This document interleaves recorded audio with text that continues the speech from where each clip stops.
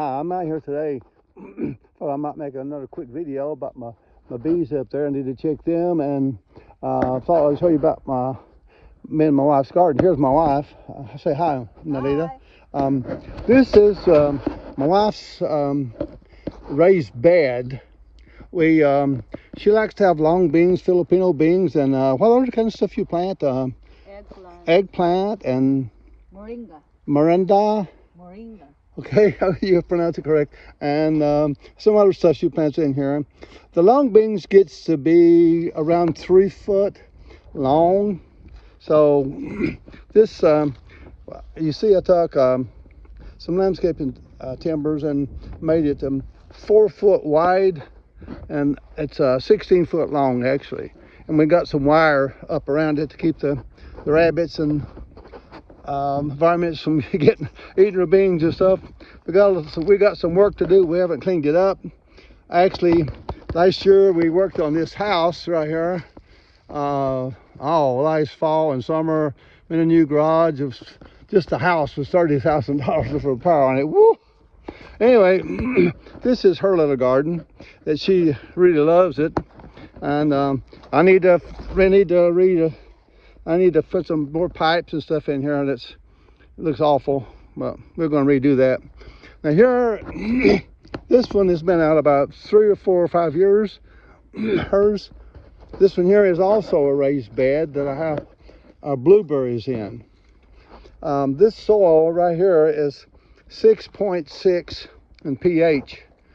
pH is 6.6, which is great for a garden vegetables. Excuse me. But blueberries like it from about 4, pH to be about 4 to 5.5. So like I say, it's been here so long, and I haven't cleaned it up yet. I always clean it up. You can see the landscaping ties there. What I did, the pH was 6.6, so I needed a pH to be around 4, between 4 and like 5, I could say 5.5.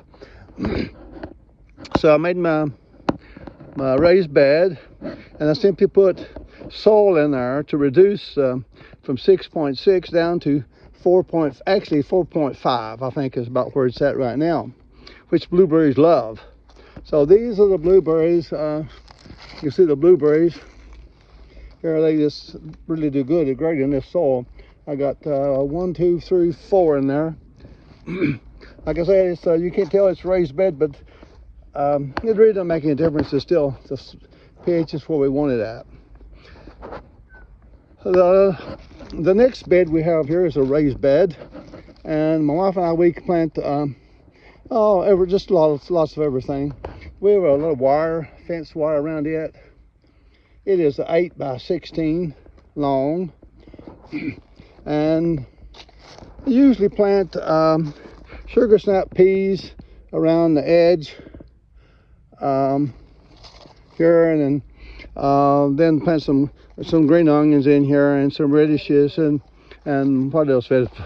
Radishes and Simpson seed lettuce and romaine lettuce and cabbage, etc. in here in this little raised bed.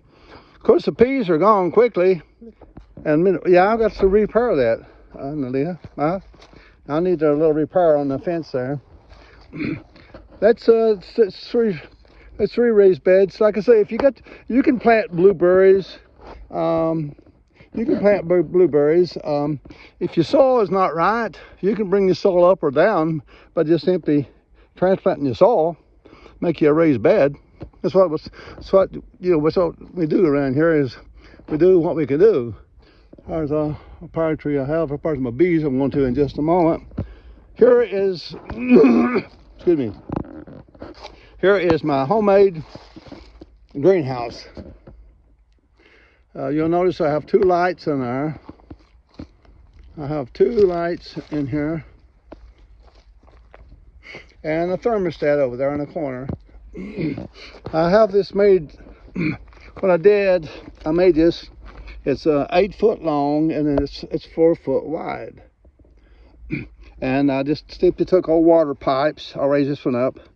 I just simply took old water pipes and drove them in there and cut them off, drove them in there. And then this is some excess TV cable.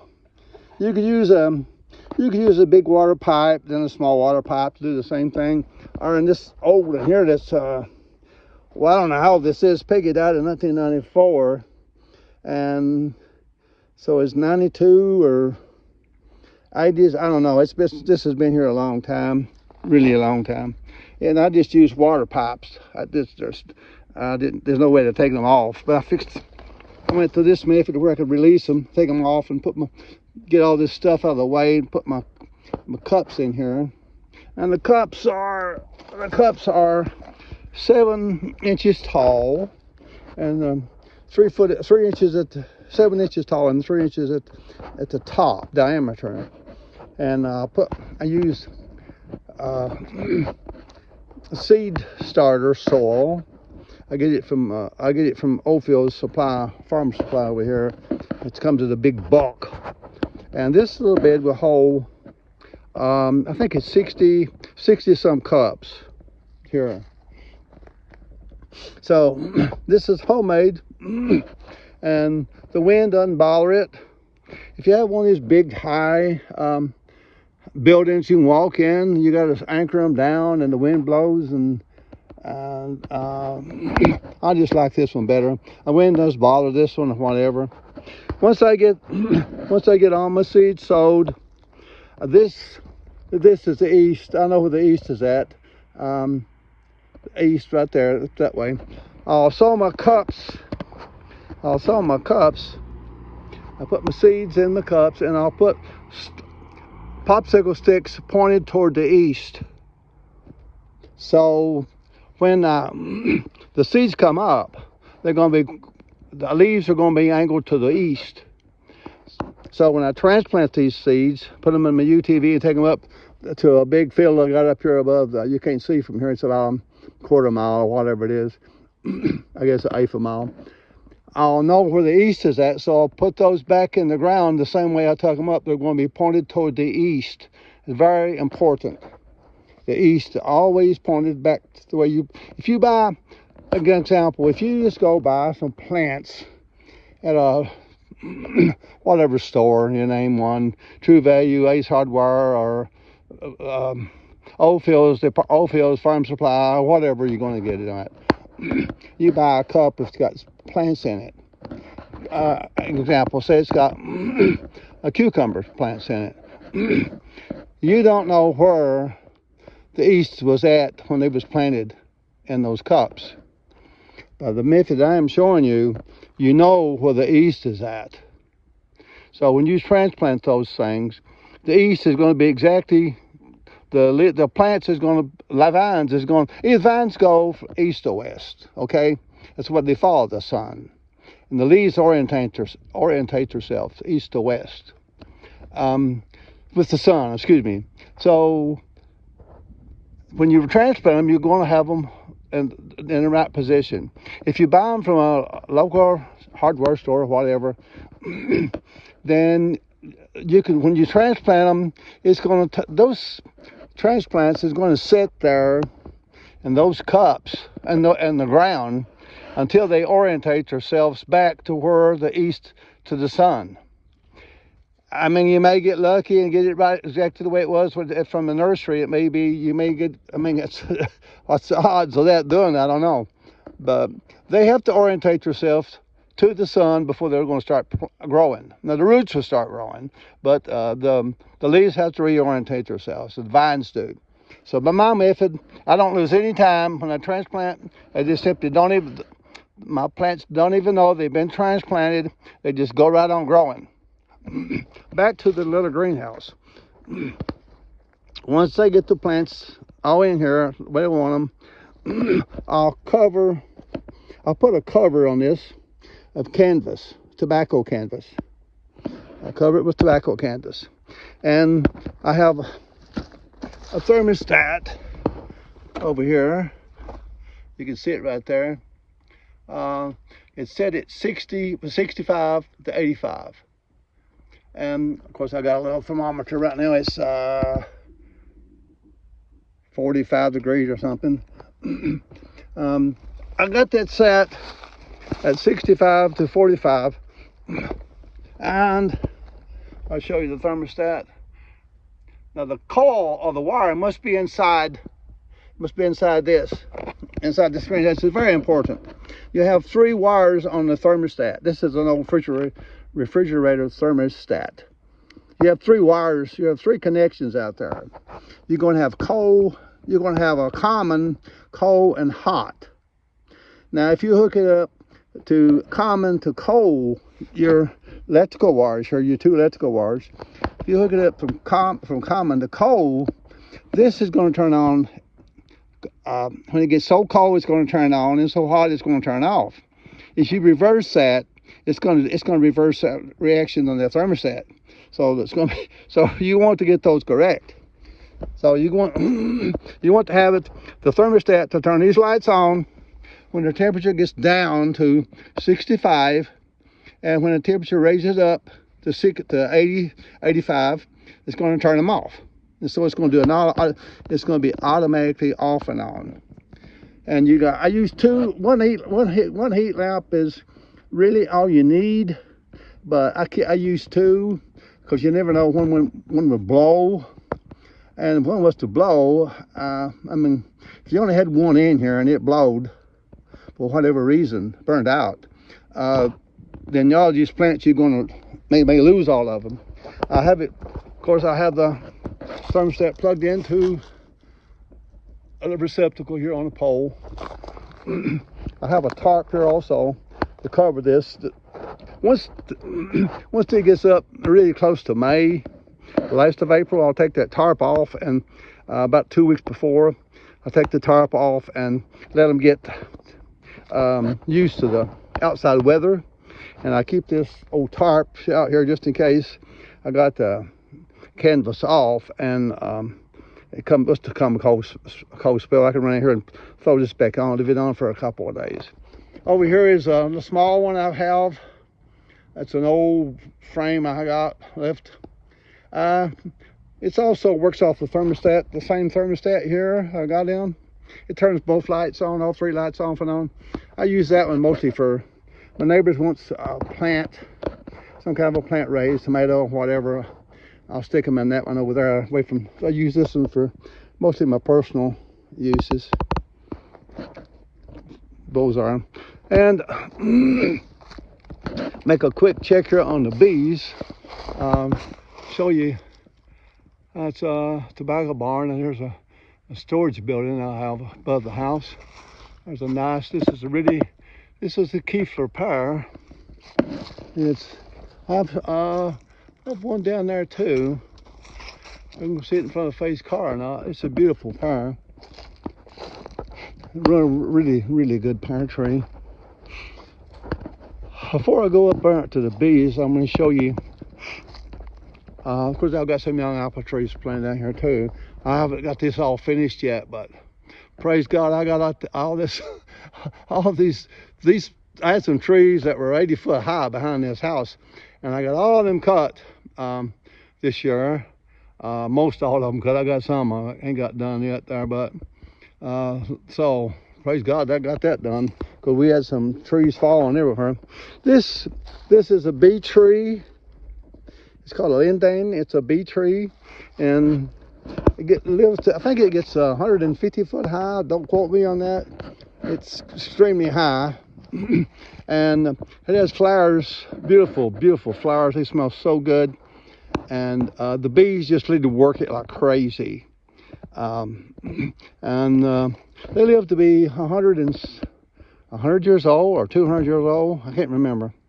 You got to Google that. Just Google bee tree, and it'll tell you how long. Lives a long time. And another thing is, I never plant anything under the power lines. Here's the power lines. My power tree is, it's 200 foot from the power lines. And here's some stumps that I've taken down. Here comes my wife back out here. Chestnut trees, and here's the apple tree and the house. And I'm gonna show my porch right fast. We put a new porch on this year, and we just love it to death. It's It's a huge porch. We love it. We're not done yet. We built a new garage and still got work to do. Now I'm going to take you up here to my beehives. It's getting a little cold to do this, but I'll do it anyway. I got the grapes. My wife just reminded me we need to clean the grapes. We got so far behind on this housework. We spent $30,000 getting this thing done, not accounting on all this other stuff. Just repairing on that house. Let me go up here to the bees, head fast like. And wait, these I use Concord grapes. I used to graft a lot. And I've got a lot of stuff grafted. I cut a lot of stuff down. I just got 3 hives in this yard here. Since it's cold, I guess I won't get into these bees, but I have a 2x4 here cut out and with a small hole cut. This helps keep the bees warm.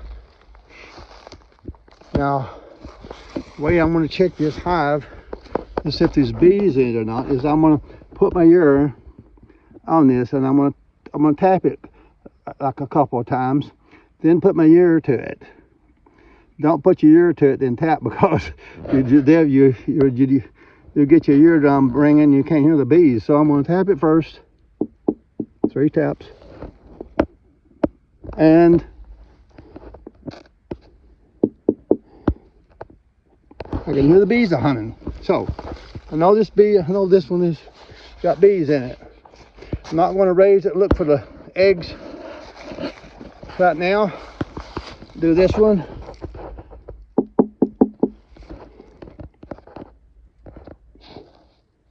Don't hear anything. I don't hear anything. Let's come back on this one. I don't hear anything in that one. Go up here to the 3rd one.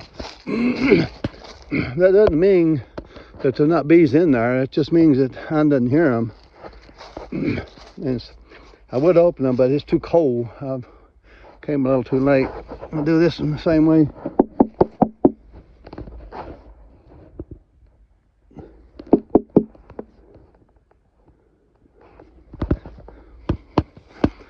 This one I don't hear anything either. I don't hear a thing in this one. This thing here, I'm quite sure is something's wrong. Oh, come on, baby. Let's see, here's one that come loose. There's honey. There's honey all over it. There's a bee. It's a dead bee. Let's see, honey down in there. Oh, I better hurry and put this back together. I see honey on every one of the frames in there. So, normally, February, I'll come up here. I used to have bees. Oh my gosh. Bees. There was bees everywhere up here. I had a strand of bees in here and here, and you see cement blocks where I've had all this stuff up, bees up here. But at 74, you slow down just a little bit, and if you get too many, you can't take care of them. And so I just want to get what I can take care of, and since I quit selling honey, just what I need. These, I think I got 2 or 3 or 4 hives up at the other yard up that way, on up there about 1/8 mile, where I'll plant my watermelons at. So I'll have, I don't know, 3 or 4 or 5. I'll have 20, 30. I'll have probably 40, 50 gallons of honey off these hives right here. Well, if this one is dead and that one's dead, I won't be this sure, but you don't ever, I come up here in February And when it's sort of warm, I should have come up here 2 hours or 3 hours ago. I've been to town and open them up, get in there and find the queen and mark her. Have a queen marker. And the queen, in February, you're going to have about 10 to 15,000 bees in the hive. Now, in the summertime, you're going to have 60,000 bees, thereabouts, more or less. So you can find her easily right now in February. And if it's the same bee that you left in the last fall, because she's going to still have some coloring on her, and she'll be easy found. So you find the bee, the marked bee, and usually you're going to have to remark her because she's went through those hives and bees have been around her, and some of the markings is wore off. So you just simply, if it's red, if you had a red, if it's a 2000, well, if it's a red, last year was red, I bought red on all mine, red, then you simply put more red back on her, red bee. You mark the bees by the year they are born. It starts at white and blue and green and yellow and red and so on, the year that they're born. And so you can look at it and see what year they were created, were born. And my eyes have got where they're not so good, so I usually mark all mine red, and I just put a piece of tape on the back of the hive, telling me it's this one here. I've got green bee, and 3-2 March the 1st of 2000 last year. I checked. There was a green queen in there, and this one was a red one. Reason it's a green, I never change the color on one. All my new bees now that I make, I usually paint them all red so I can find them easily. I can just seem to see red in them when you're going in a hive of 60,000 bees hunting for the queen. It's easier for me to see a red bee flopping around in there than it is to find a yellow or a white, a gray, actually not a white. And inside the frames it's brown, so it's just easier for me. Do what you like on that. But if you notice, all the bees hives are pointed toward the east. I might see those two, and you get down here with these two of them.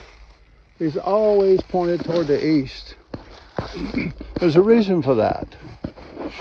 The sun comes up in the east and sets in the west.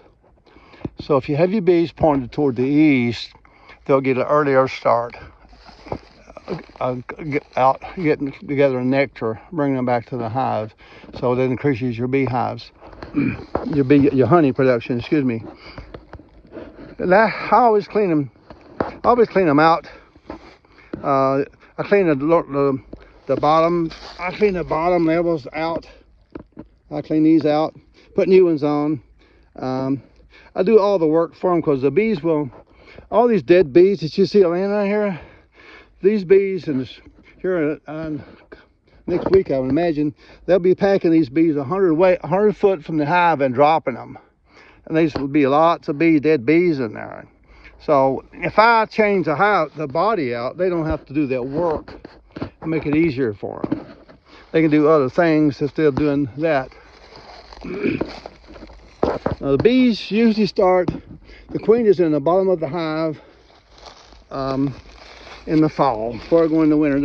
They're right here. And they'll eat all this up.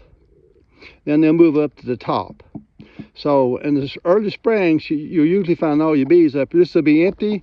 They'll be up in here, in the top section. Now, for some reason, the queens may die and they'll succeed. They'll make a new one, make a new queen.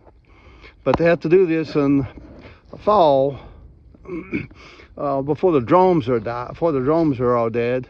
before the first frost, actually. When the first frost comes in the fall, the bees run the drones out. So it's no use to making a queen if you can't get her mated. So you got to do what you got to do. So a little information about the bees here, and here again, here's this house. I just want to praise God for getting all this. I hope you can see that all that timber behind the house there.